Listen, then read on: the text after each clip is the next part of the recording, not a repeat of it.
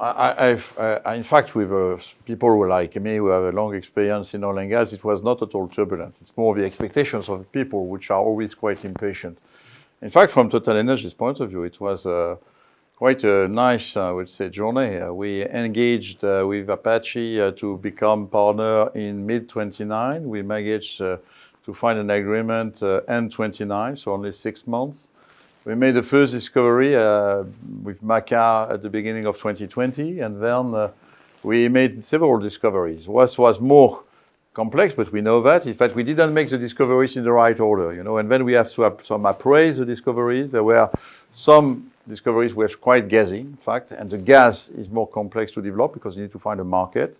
And finally, in fact, we ended by having these 2 discoveries, Crack-Badu and Sapakala, which were quite successful because when we appraised them, 6 positive wells. So in fact, in only less than 4 years, 20 to 23, we managed to identify a large oil pool, more than 750 million barrels of oil to be developed, which allowed us to come, and I came last year, 1 year ago, to visit the authorities to tell them, okay, we have in our hands something which is big enough, and now we engaged into engineering studies, and we beat a record. I can tell you, moving from end of appraisal in 23 and 1 year only after being able to sanction the project, which means to award all the big contracts. It's a project where we will award $10 billion of contracts in less than a year. It's a record in the history of the company.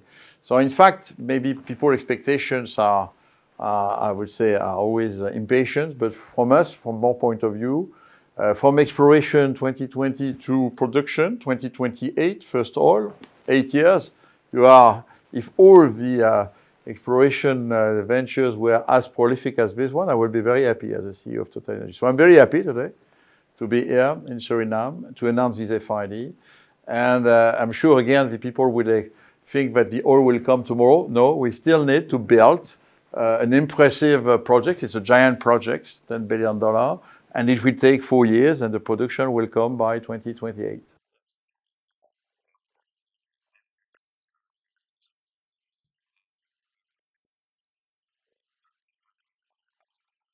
For me, it means a lot. First, because this year is a 100-year anniversary of Total Energy. So I'm happy to launch such a giant project in a new country. And I think what struck me is that, again, we managed to establish ourselves in Suriname in less than 5 years. In fact, our company is celebrating its 100-year anniversary. We are the only oil and gas major company. We managed to develop a giant company with no oil and gas in France. So we have always been obliged to go abroad. So for me, and we think that this celebration is 100 years of pioneer. So I have the feeling myself to be a pioneer coming to Suriname to meet the authorities, new country, and to be able to announce such a project. So I'm very happy, in fact, fundamentally. It's part of my life of CEO as some nice moment like this one to come to your country, Suriname, to meet Surinamese authorities and to share with them a moment, I would say, of pleasure together in order to bring, and I think we will bring prosperity to your country, which of course for us, to my companies as well, of course, we are there to make some profits, but the feeling that we will help people getting out of poverty and contributing to a better life to Surinamese people make me quite happy today. An FID, what does it mean? It means that today we are committed together with our partner, Apache, with Statsoli and with the authorities. We'll sign large contracts, 3 large contracts, one with SBM, a company which will build what we call the floating production unit. It's a giant boat, in fact, where we put all production units, $3 billion contract, which will be awarded to them. Then we'll award a contract to another company called Saipem for the subsea lines and one to Technip FMC for all the subsea equipment. We'll build on the 175 kilometers of subsea lines. We'll drill 32 wells, so all this equipment will be put subsea, 1,400 meter depths to water depths to 100 water depth. So this is the starting point from this construction phase. And we will build all that. Some of that will be built in different countries all over the planet, in China, in Malaysia, in Italy. And part of it will be spent in Suriname, which is where we have a direct contribution first so the Surinamese economy and Surinamese people, we estimate that we'll spend more than $1 billion out of the 10 here by logistics, supports to drilling, support to operations, so a lot of things which we have already done, in fact, beginning to done during the exploration phase at a small scale, and suddenly we will expand it, so which means that we'll need to have more Surinamese people working for us. We estimate that we'll create 2,000 direct jobs and 4,000 indirect jobs, hotels, all that. So it will be a lot of activity around this project. So that's what we are today launching. People, I think, do not imagine what it is, but the oil industry is able to build the new cathedral of the 21st century. And you will have your cathedral with this Grand Morgu FPSO somewhere 150 kilometers from the coast. And that's what we are building for your country. Yes.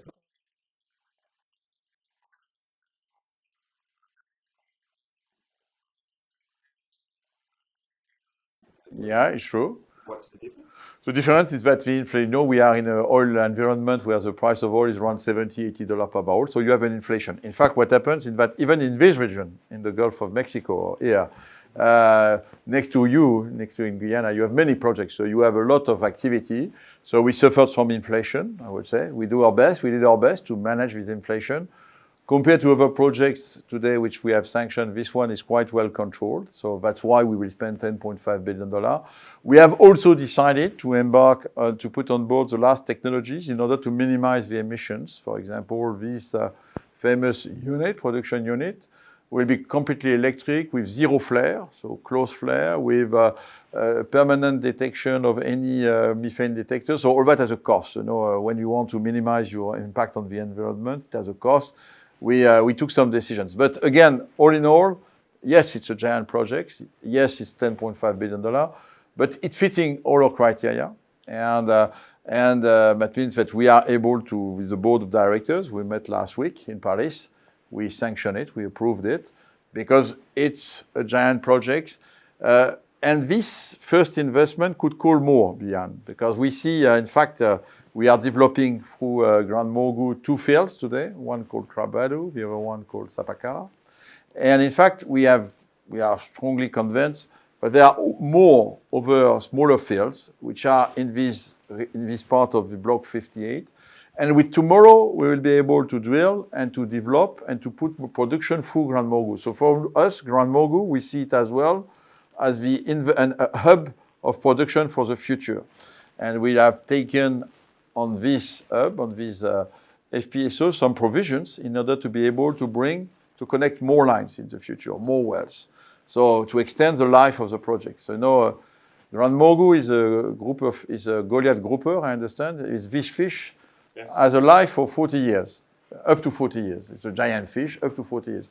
I'm sure Grand Morgu unit will be designed and will have a production for maybe up to 40 years because it's a prolific block and concession on which we are working. Yeah.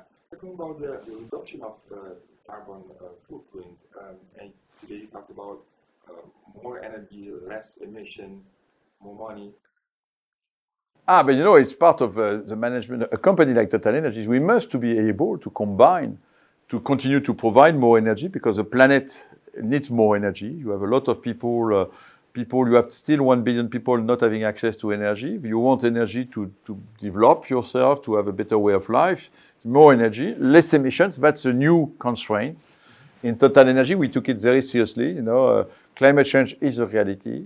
And so in our operations, we have a commitment to lower the emissions of all our assets globally in the world by 40% up to 2030, methane to reduce them by 80%. So of course, when we design a new project like Grand Morgu, our duty is to put inside the design the best available technology. And we have a rule is that every new project must have lower emissions than the average of the company. So each new project is helping us to lower the average. And it works.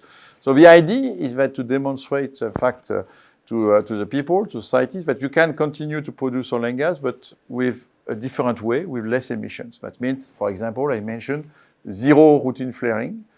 Oil and gas when people have something in mind, they see big flares, which is a loss of gas, in fact, natural gas when you have a flare. It's detrimental for the environment. environment, and it's a loss of natural resource. So on this one, we have decided that we'll flare no gas, and all the gas which will be produced will be reinjected in the reservoir, so that maybe later we'll have ideas to produce this gas again. So that's an example of preserving natural resource goes hand in hand to with the environment. Yes.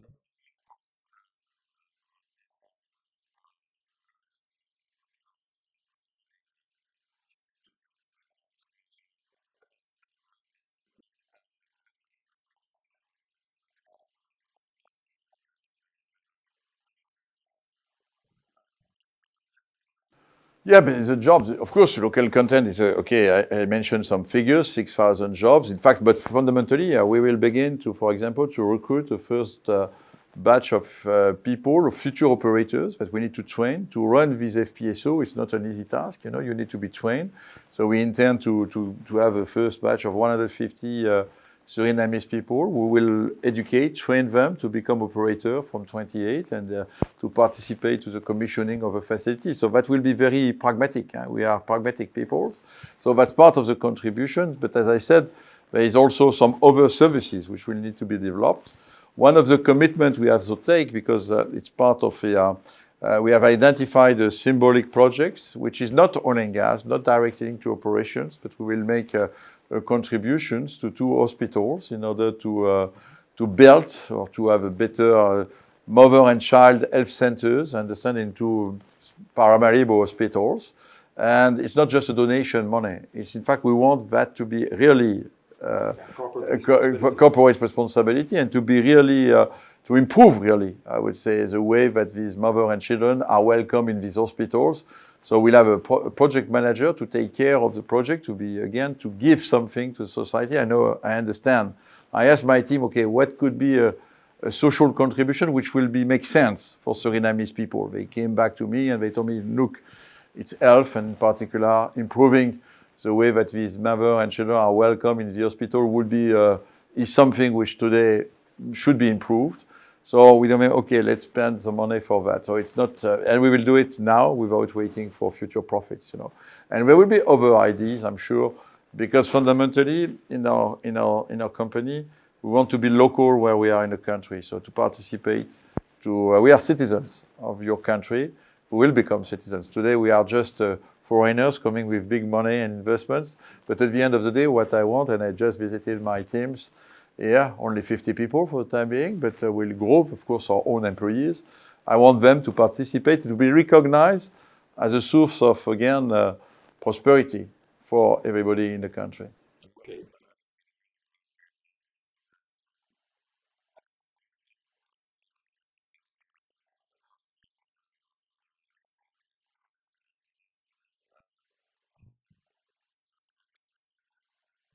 No, because it's decided now. It's decided. I don't control the oil price. The oil price will fluctuate, of course, but you know what is sure is that now we have decided to commit these investments, large investments. We'll spend the money, and then our experience is that it's never a straight line. You don't dream. You know, oil price is going from. Since I am CEO 10 years ago, I have experienced $27 per barrel and $95 per barrel. You know, so in fact, it's part of what TotalEnergies can accept. Because it's why the advantage of TotalEnergies, we are a very large company, so we can, in fact, I would say, swallow this fluctuation of oil and gas.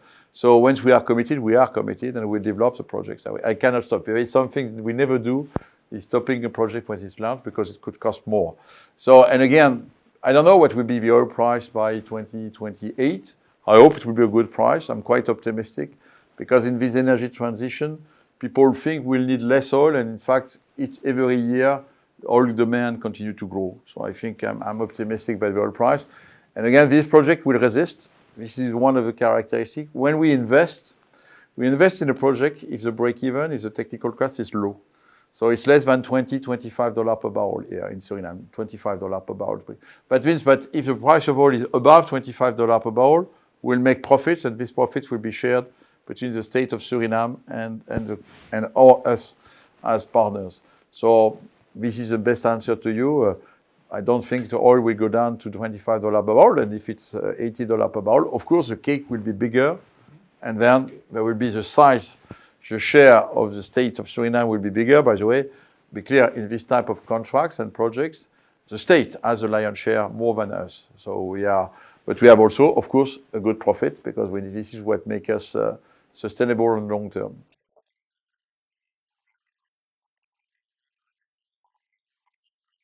As I mentioned to you, I'm sure that we'll find some new other small oil fields, which we have already identified on the seismic, which will be drilled and which could come on to be produced through Grand Morgu.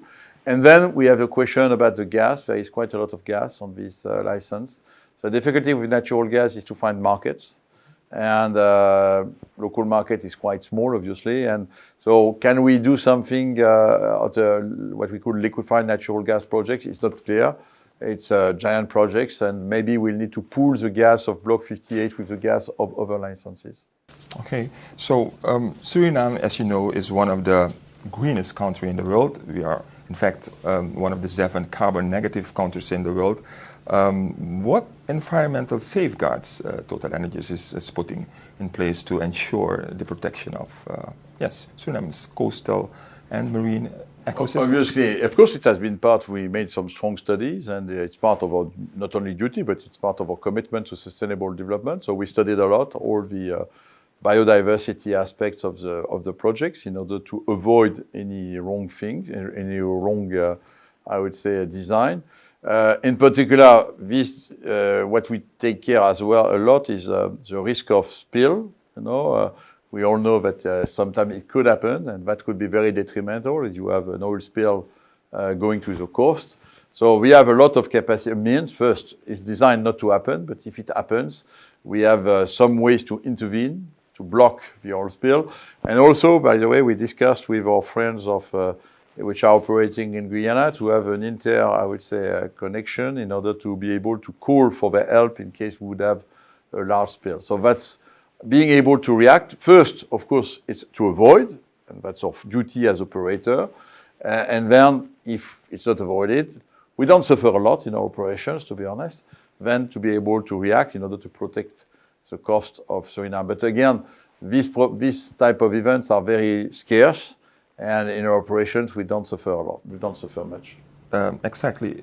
We can keep our green status going together with exploiting our oil. I mean, of course, it's better. By the way, you have a negative carbon sinks. Oil is producing some greenhouse gas. It's a decision by the state. But I discussed that with your president, who was very clear on it. I think it's very clear because, and by the way, being in a country like Suriname, which has carbon sinks, it helps, by the way, to balance it. But I think the right of development for Surinamese people is clear. I mean, you have natural resources. If other countries would not like you to develop them, then they should bring you the money to develop it. It's not the case. So I think we can combine both. TotalEnergies would be happy, by the way, to invest in the Surinamese forest if we can find ideas on mangroves in order to continue to have some, to develop some carbon sinks to compensate at the level of the country. It's a little tricky today because all that is not very well established at the international level. And strangely, it's more complex to demonstrate that we will contribute to climate when you have a negative country like Suriname. But again, in fact, somewhere it helps us to come in a country with such a, I would say, a nice contribution to the climate change.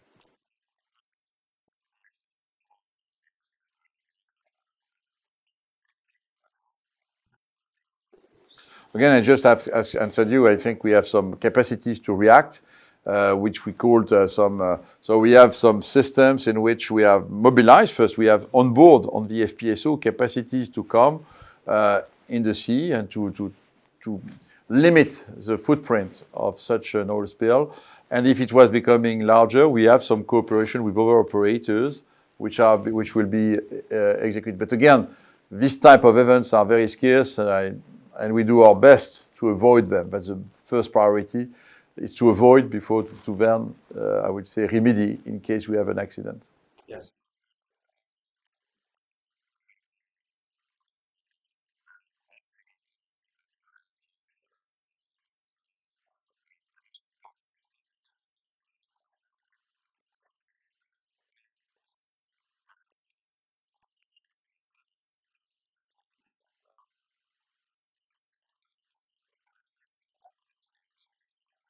Again, we came to this country only in 2019. We are successful, so the success in our interest, me as a CEO, is we invest a lot in your country. In Suriname, we want to expand, if possible, our footprint. So taking new exploration license is a nice way to do it. We began by taking block 6 and 8, then 64. I know that my explorers would like to drill the block 64, but even on the block 58, we still have big areas where we have some prospects to be drilled. So, I mean, it's again, it's a logic. It's a huge investment in Suriname, so we want to, I would say, benefit of it in order to possibly expand our position. So, for me, TotalEnergies is coming, and the idea is to become maybe the one of the largest partner for Suriname for long, and that's part of oil and gas. It's a long, I would say, long-term investments, medium, long-term investments. You capitalize, you build, you train people, so then you will then be more profitable if you can expand your presence. So that's the spirit of it. So yes, it's a strong commitment, and I'm sure I came this year. I'm sure I will come back to Suriname, and I hope to celebrate not only the first oil of Grand Morgu in 28, but maybe more projects in the coming years. So there's a possibility you will stay longer than 40 years? I hope so. That's the objective. Thank you, Mr. Pouyanné. Thank you.